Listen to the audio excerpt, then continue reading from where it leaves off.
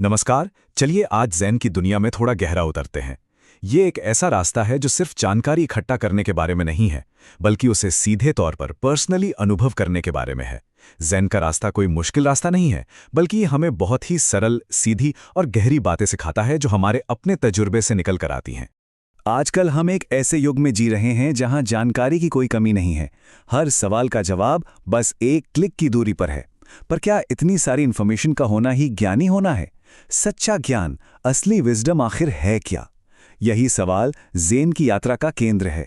किसी चीज के बारे में जानना और उसे सच में दिल से समझना, इन दोनों के बीच का फर्क।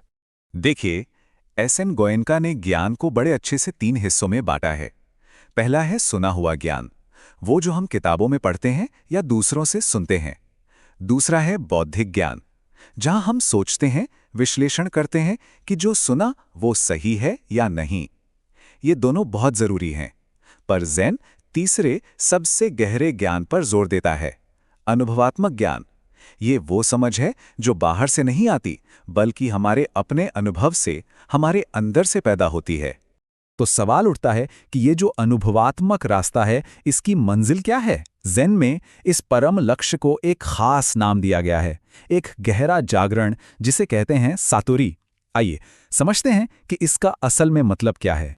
सातोरी एक जापानी शब्द है जिसका सीधा सा मतलब है जागरण। ये असलियत की एक ऐसी गहरी समझ है जो हमारे लॉजिक और हमारी भाषा से कहीं परे है। ये एक ऐसा अनुभव है जहां जानने वाला और जो जाना जा रहा है उसके बीच का फर्क ही मिट जाता है। इसे शब्दों में समझाया नहीं जा सकता, इसे सिर्फ महसूस किया जा सकता है। अब एक और मजेदार बात है, सातोरी के साथ साथ एक और शब्द अक्सर सुनने को मिलता है, केंशो। केंशो का मतलब है अपने सच्चे स्वभाव को देखना, यानी कह सकते हैं कि ये आत्मज्ञान की पहली झलक है। वहीं सातोरी एक ज्यादा गहरी, ज्यादा पक्की समझ है। तो ऐसा समझ लीजिए कि केंशो उस दरवाजे पर पहली दस्तक है और सातोरी उस दरवाजे से गुजरकर एक नई दुनिया में कदम रखना है। तो फिर सवाल ये है कि इस जागरण तक, इस सातोरी तक पहुंचा कैसे जाए? इसका रास्ता क्या है? इसका जवाब ज़ेन की बहुत ही बुनियादी प्रैक्टिसेस में छिपा है। चलिए सबसे मुख्य अभ्यास यानी ध्यान से शुरू करते हैं। ज़ेन ध्यान को ज़ाज़ेन कहते हैं, जिसका मतलब है बस बैठना। और इसकी प्रक्रिया ना बहुत ही सीधी साधी है। एक आरामदायक सीधी मुद्रा में बैठना, अपनी आती जाती सांसों पर ध्यान देना, उन्हें कंट्रोल करने की कोई कोशिश नहीं करनी।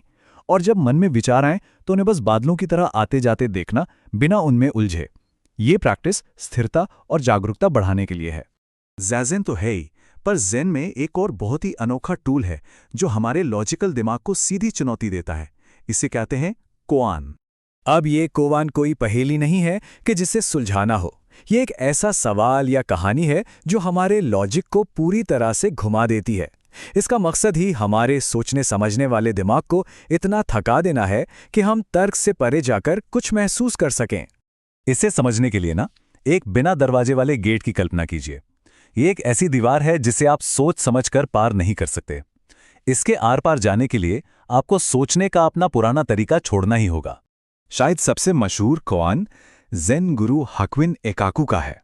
वो पूछते हैं, जरा सोचिए, 2 हाथ से ताली बजाते हैं तो आवाज होती है ना? पर एक हाथ की आवाज क्या है? अब देखिए, इसका जवाब चुप्पी या कोई आवाज नहीं है। ये तो लॉजिकल जवाब हुए। असल में ये सवाल कोई जवाब मांग ही नहीं रहा है। ये तो एक न्योता है, एक इन्विटेशन, उस ध्वनिहीन ध्वनि का अनुबद्ध करने के लिए जो हमारे कानों की सुनने की क्षमता से परे है। वैसे ये कोआन कोई आज की चीज नहीं है, ये सदियों से ज़ेन परंपरा का हिस्सा रहे हैं। इन्हें द गेटलेस गेट और द ब्लू क्लिफ रिकॉर्ड जैसे बहुत पुराने संग्रहों में संजोकर रखा गया है, जिनमें पीढ़ी दर पीढ़ी ज़ेन गुरुओं ने अपनी समझ और अनुभव को साझा किया है। तो सोचिए, जब ज़ाज़ेन और कोआन के अभ्यास से मन एकदम शांत हो जाता है, तर्क की सारी पकड़ ढीली पड़ जाती है, तब वो पल आ सकता है। एक ब्रेक थ्रू का मोमेंट, एक ऐसी अनुभूति जो अचानक और बहुत गहरी होती है। इस अनुभव को 13वीं सदी के एक ज़ेन गुरु वुमेन हुएकाई ने अपनी एक बहुत ही जबरदस्त कविता में बताया है। साफ नीले आकाश के नीचे एक गड़गड़ाहट, पृथ्वी के सभी प्राणी अपनी आंखें खोलते हैं। स्वर्ग के नीचे सब कुछ एक साथ झुकता है। सुमेरु पर्वत उछलकर नाचता है।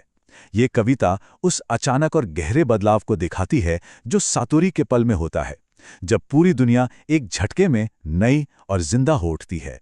तो आखिर में सवाल ये उठता है कि ये सारी बातें हमारी रोजमर्रा की जिंदगी के लिए क्या मायने रखती हैं? हम इस समझ को अपने साथ कैसे रख सकते हैं? वो जो एक हाथ की ध्वनि है ना, वो असल में हमारे मन की ही आवाज़ है। ये वो आवाज़ है जब सही गलत, मैं तुम, ये सारे भेद मिटकर सब एक हो जाता है। ये उस शांत केंद्र का अनुभव है जो हर चीज़ के अंदर मौजूद है।